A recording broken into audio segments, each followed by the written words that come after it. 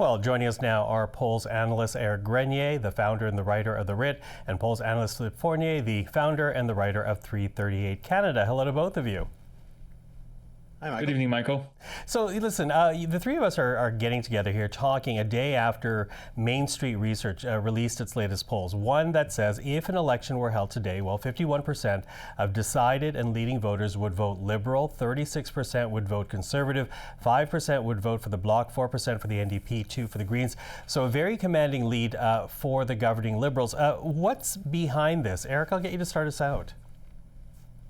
Well, we have seen a number of polls now giving the Liberals a bump ever since Mark Carney's Davos speech. That Main Street number is the highest one we've seen for the Liberals, so it is on the higher end of things. But certainly, if there's one common thread that we can see across all of the polls that really have been conducted and published over the last week or 2 weeks, is that the Liberals are up. The Conservatives haven't necessarily dropped all that much, but we have seen that the NDP and the Bloc have lost a few points, which has given the Liberals enough of a lead.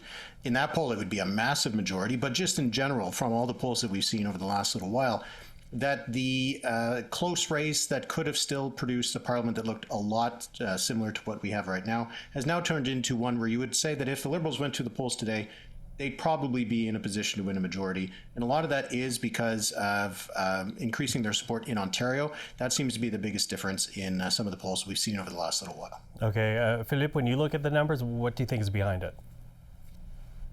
Well, I wanted to echo what Éric just said about the Davos speech, but also you cannot really divorce that from in the second half of January, we saw US President Donald Trump started verbally attacking NATO allies. And we know it had an effect last year in the voting intentions of this country. And so I think it's just a repeat of that story. That script is running all over again. And as Éric said, I think we should mention it. The Conservatives have been mostly stable. This Liberal rise in the polls, okay, 51 may be a bit high, but still this Liberal rise in the poll has been mostly at the expense of the NDP and the Bloc Québécois in Quebec. Now, we had 4 polls in the past week from different firms that showed the NDP back down into single digits. And the beneficiary is, well, the Liberals. Okay, well, with that, we know the Prime Minister is still looking for a majority. We of course, seen 2 floor crossings already, but another way he could achieve that majority is if he were to call a snap election, possibly a majority. How wise would it be, given how high the Liberals, and in particular, Mark Carney, continue to be in the polls, Éric? It would be a gamble. That's just the way you have to say it. Yes, we've seen a few polls now that have shown the Liberals in a majority position, and certainly if they get 51% of the vote, I mean, Mark Carney's going to, be a hero, a legend for the Liberal Party. But we've seen that as quickly as the polls can rise, we know that the polls can drop. And while Mark Carney's own personal numbers have gone up pretty significantly over the last little while, the fact that they have moved so much in such a short period of time, I think should make the Liberals, if they're thinking about it, pump the brakes a little bit, because their position has improved dramatically over the last 5 weeks. But that's not a given that it'll hold as well over the next 5 weeks. And I think with all of the volatility from Donald Trump in the United States, that you can't really plan out a 5-week campaign and be sure that everything's going to go according to plan. So if the Liberals are thinking about it, yes, the numbers are good for them now. Would they still be good for them on election day? Maybe. And that's, I think, the best that you can say. Okay. Say they were to pull the trigger here. Philippe, you were in Calgary along with us over this past week. We saw Pierre Poilievre get this ringing endorsement from the party delegates at the convention last week, more than 87% endorsement from the members that were there. How eager would you say are Conservatives to go to the polls? Well, the ones I talked to were really eager. Obviously, they know that in a 5-week campaign, the numbers can change. And the numbers can change on the incumbent more so than the opposition in many cases. We have seen several examples, precedents of minority governments going to the polls because the numbers look favorable, only to be very surprised to find themselves on the opposition benches once the votes are all counted. As Éric said, it would be a massive risk. And I think many Canadian voters, especially those who lent their vote to the Liberals, coming from the NDP and the Bloc Québécois, would not be too happy for Mark Carney for going for a majority government because the polls look good, especially given that he is 1 seat away from a majority.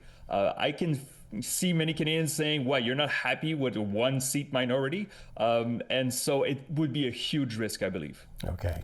Listen, you mentioned the NDP there, and I want to talk about that party right now because, not only do I like you guys in the real world, I listen to your podcast on a weekly basis, and I heard you guys talking about the leadership hopefuls and the fundraising efforts that we have seen from those who want to lead the federal NDP. And clearly we see that Avi Lewis is out in front when it comes to the dollars raised so far. So you think this has implications on the final leadership results. Talk to us about that, Éric.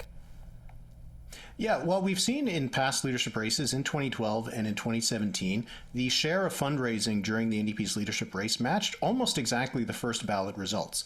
And if that happens again in this race, and we've seen it also happen in conservative leadership races, we've seen it happen in liberal leadership races, following the money is usually a good idea.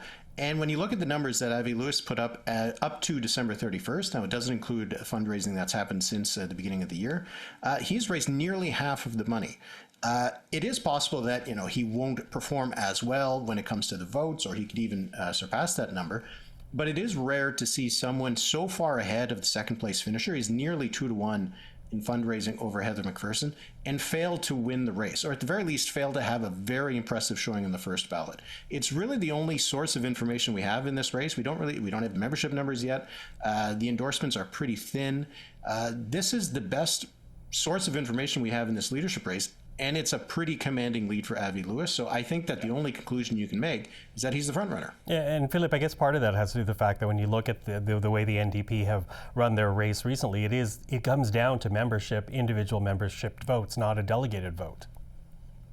Oh, absolutely. There's no doubt about that. And also, let's recall that it's one member, one vote when the NDP. There's no point system. There's no regional system.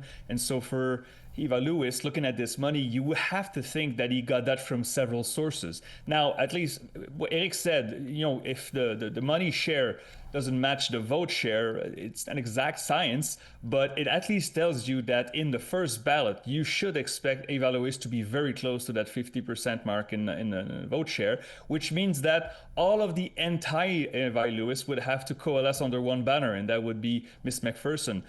So again, this race is not over. We still have 7 weeks left, so that's a lot of time. But at this point in time, when the information we have, Monsieur Lewis should be perceived as a frontrunner. Mm-hmm. We'll talk a bit about that, Éric, this idea that there's still a few weeks left in this race. When you look historically at the shifting support going into a leadership vote, how much time is there for anybody else other than Avi Lewis to be able to confidently say they have a chance of winning this race? Well, I mean, we can't say for certain how the outcome is going to be. It's always possible that this could be one of the rare races where the fundraising numbers don't end up reflecting how voters behave. I think that would be unlikely. But the issue, I think, is that the deadline for signing up new members has already passed. So there's no more chance to sign up new members, which is usually the way to turn a race around, right? You bring new people into the party. So now it all just becomes about persuasion. But if Avi Lewis has been able to sign up a lot of new members, it's unlikely they're going to get persuaded to vote against the guy they signed up with and who is seen as the front runner. So it really does come to what Philippe said. It has to be about consolidating the anybody but Avi Lewis vote. Heather McPherson and Rob Ashton would seem to be the two candidates who would be closest together on that. We'll see if they end up talking about it to try to build up some momentum behind one of them, McPherson being the most likely. But it is not a race that's over, but a lot of the things that decide a race have already finished. So that's what I think gives Avi Lewis a big advantage at this stage. I wouldn't say he's the overwhelming favorite or anything like that, but if you had to put money down right now, you'd put it on the guy who's raising the most money. Okay, well, we are watching. Hey, listen, I've got 30 seconds. We're going to give it to you, Philippe, only because you're wearing a special tie for a very special reason. Do you want to address that? Well, we have members of our podcast. We joked around how they would be interactive TV if they chose the color of my tie, and bronze won. So you have to give the members what they want, and I wear bronze today. So there we go. Proof that you are listening to the people that tune into your podcast and tune in here on CPAC. Éric, Philippe, thank you for this. Always appreciate the time. Thank you, Michael.